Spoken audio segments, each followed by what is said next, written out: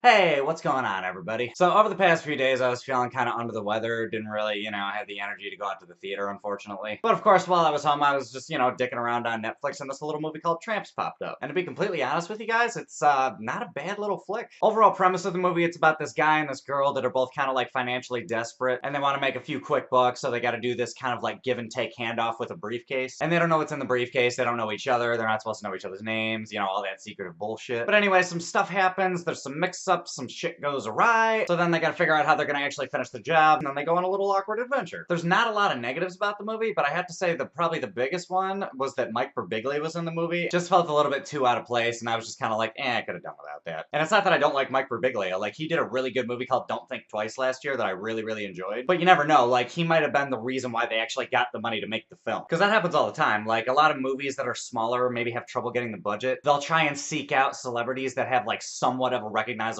name just to help, give the movie a little bit more credibility. But either way, it didn't really serve the movie, so I was just kind of like, eh. But anyway, only other negative was I didn't really like how the movie started. Because the beginning was there to kind of show how financially inadequate our two main leads are. And I thought they did a quick, concise, really good job with the female character. But the male's character, I thought it just kind of threw me off a little bit. With how perfect the female's introduction was, I thought they could have done a way better job with it because it just like, it was just weird and I didn't really connect with it immediately. And it also threw me off because it made me feel like this was not like an English speaking film, which could have been easily fixed if they would just have like the main male character speak English to somebody for even like a couple of minutes or something like that, but as soon as he gets home, then he speaks to his mother in Polish. But instead, they kind of started with Polish and there wasn't any subtitles at the very beginning, so that was just like, it was kind of a what the fuck moment. But if you watch the movie for 5 minutes, no, you pick up the fact that the first language of this movie is actually English. But other than those two things, to be honest, I had a lot of fun with this movie, surprisingly. Because historically, Netflix has been like really hit or miss, but this movie actually just, it caught me off guard, like in a good way. The overall plot of the movie wasn't really super special, but the way that influenced the rest of the movie was pretty special, like the overall story and where it led. I liked that a lot.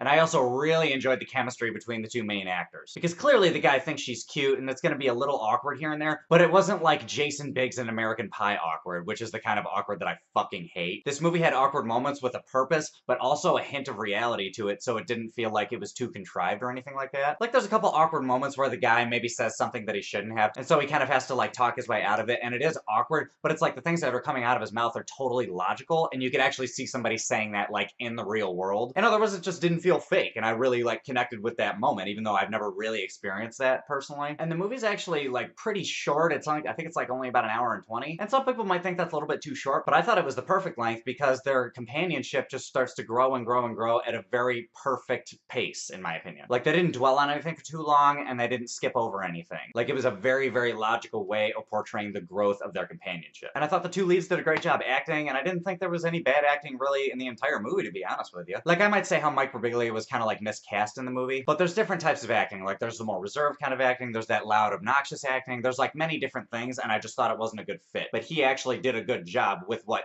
he has to work with as a human being. And the movie, I'll admit, it is like a little bit predictable, but it's done with like such a flavor that it just feels like this movie has like its own personality, and it doesn't seem like all that other like tacky Hollywood crap that a lot of big studios put out nowadays. Like, this movie felt very personalized, and I just felt like I really connected with it for some reason. Because the two characters were supposed to have like this air of desperation, but the movie stayed like cute and a little bit upbeat, so it really didn't feel like this really absolutely shitty situation. It wasn't like depressing. It just kind of like took it in stride, like, hey guys, shit happens. And lastly, I loved the ending. And the reason why I love the ending so much is because it takes a very common movie cliche, flips it on its head, makes it 10 times more realistic and 10 times more digestible all at the same time whilst being creative. I won't say exactly what it was, but if you watch the movie, maybe you'll know what I'm talking about. And with that being said, my rating for the movie overall, I think, is a good 8.3. So if you're reading the description and you're really kind of like not sure how to feel about it, or you don't think it would be for you, I would say give it a shot. It's kind of a short movie, it's easy to watch, won't take up a bunch of your time, and it might surprise you. You never know. But anyway, guys, those are my thoughts. What are your thoughts? Did you see this movie? Have you heard of it? Hop in the comments. Let me know what's up. And if you like this video, give me a like, subscribe, do all that other bullshit, and I'll catch you guys later.